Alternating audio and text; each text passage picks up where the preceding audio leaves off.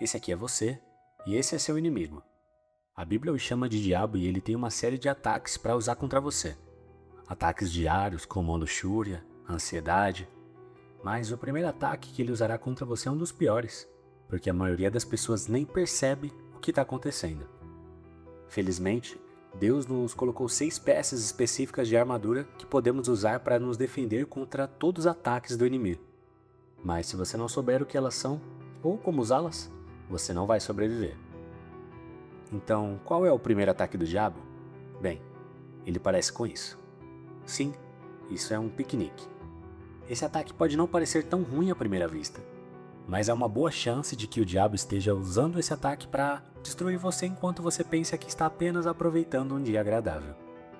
O diabo fez você pensar que você não está mais em uma batalha violenta, para que ele possa atacá-lo sem que você perceba. Esse ataque é chamado de apatia. Quando a vida está difícil, eu sou muito consciente da minha necessidade do poder de Deus para me ajudar a superar as minhas dificuldades.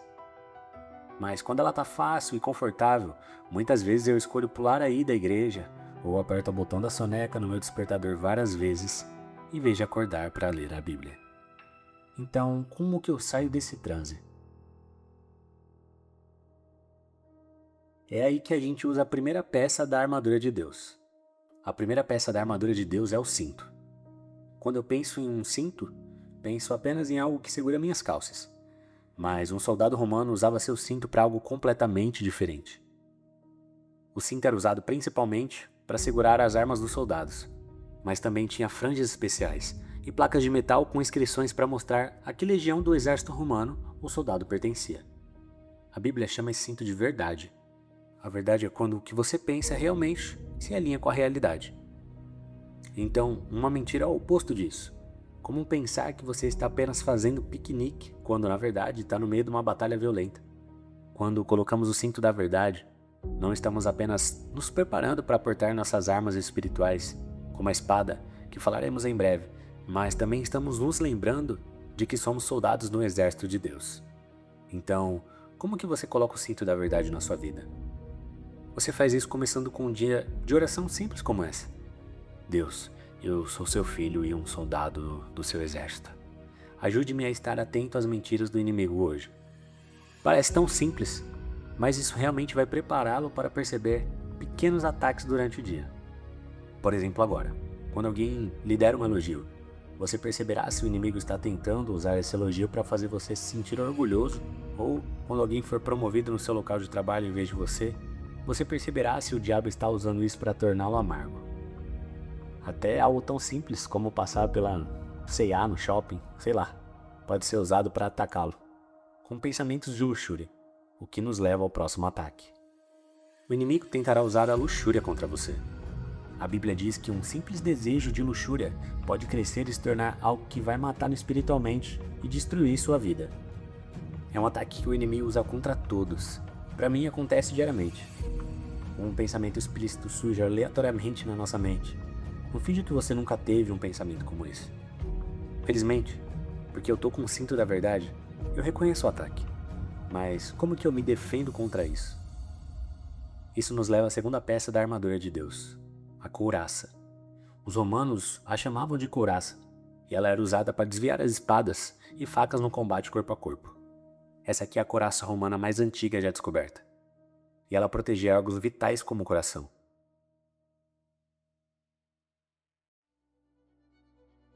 Normalmente imaginamos que nossos pensamentos entram na nossa cabeça, mas as pessoas nos tempos bíblicos imaginavam que seus pensamentos entravam em seu coração. Portanto, faz sentido que a Bíblia chame essa couraça de justiça. Isso é apenas uma palavra elegante que significa fazer a coisa certa, mesmo quando ninguém está olhando. E essa justiça vem de Jesus Cristo. O próximo ataque do inimigo é muito mais simples do que o modelo que eu usei da C&A, e se parece com isso. Esse ataque é semelhante ao primeiro, mas é usado apenas quando o primeiro não funciona. O diabo adora usar esse ataque em bons cristãos.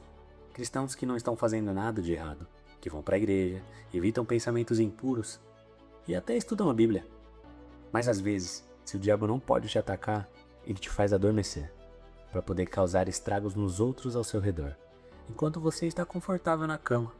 Aqui é onde entram as sandálias do soldado. Deixa eu te fazer uma pergunta. Onde você estava da última vez que tirou os sapatos? Se você não estava nadando ou andando na praia, provavelmente estava em casa. Normalmente colocamos os sapatos quando é hora de sair, e um soldado romano não era uma exceção.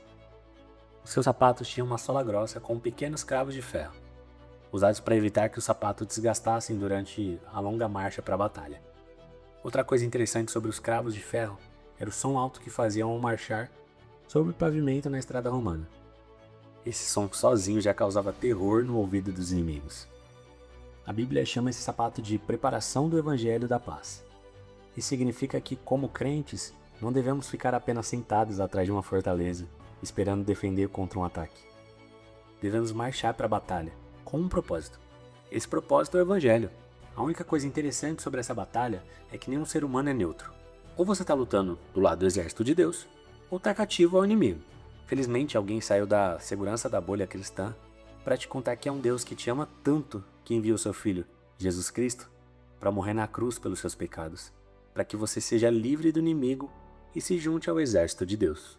No começo você ficou empolgado para colocar os sapatos do Evangelho e espalhar a palavra, mas talvez em algum momento o inimigo tenha te atacado com a falta de propósito.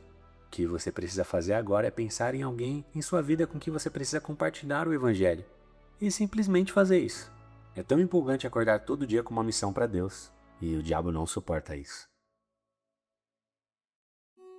O próximo ataque é um dos mais comuns hoje em dia e também paralisou muitos crentes. A Bíblia diz que o diabo está lançando flechas flamejantes contra você. Mas o que essas flechas realmente representam?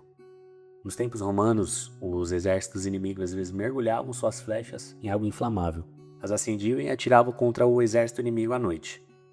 Mas o material usado para incendiar as flechas geralmente fazia com que essas flechas errassem o alvo completamente.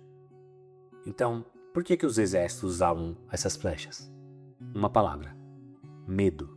Qual que foi a arma que Deus nos deu para nos defender contra o medo e a ansiedade? O escudo. Ele seria grande o suficiente para que o corpo inteiro do soldado pudesse se proteger atrás dele. Além disso, não importava o tamanho do soldado.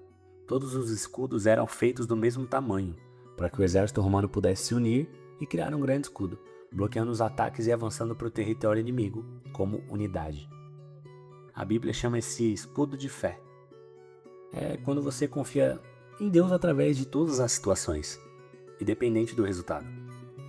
Tendo esses medos reais, a gente se sente paralisado. E o que está roubando sua paz? Problemas financeiros? Problemas de saúde?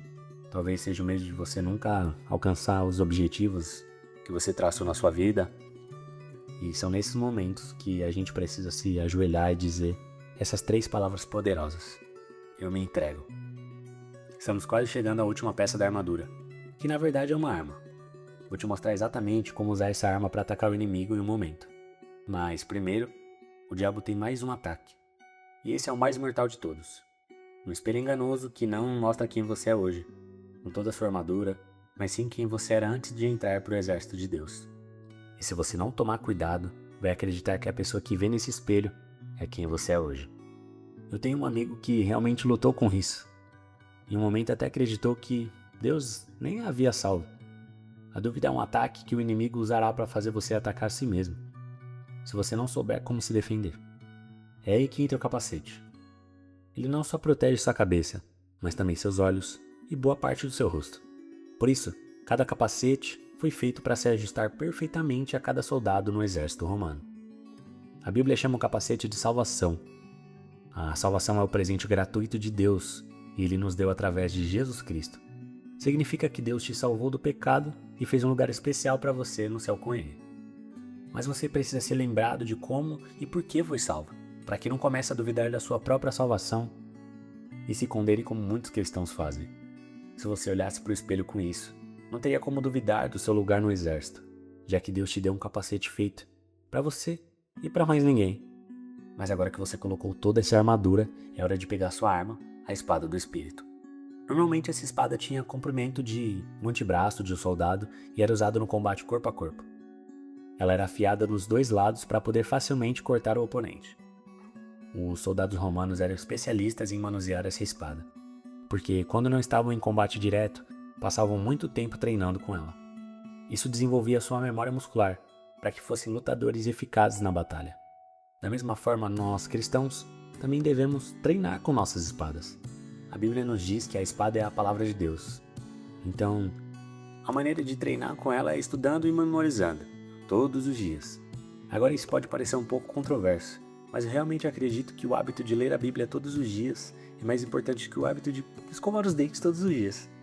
Quer dizer, os ataques do inimigo são muito mais mortais que as cáries. Reserve um tempo todo dia para ler a Bíblia, para que quando o diabo tentar te dizer que você deve ceder à tentação, não só consiga bloquear o ataque, mas também possa dizer: o corpo não foi feito para a imoralidade, mas para o Senhor. Quando o inimigo tenta te atacar com medo e ansiedade, você pode bloquear o ataque com sua fé e, com a sua outra mão, usar a espada da palavra de Deus para dizer: confiarei no Senhor de todo o meu coração e não me apoiarei no meu próprio entendimento. E quando Satanás tentar fazer você duvidar da sua salvação, você pode dizer com confiança: Deus me amou tanto que deu seu único filho, e porque eu creio nele, não perecerei, mas terei a vida eterna. Até o próximo vídeo.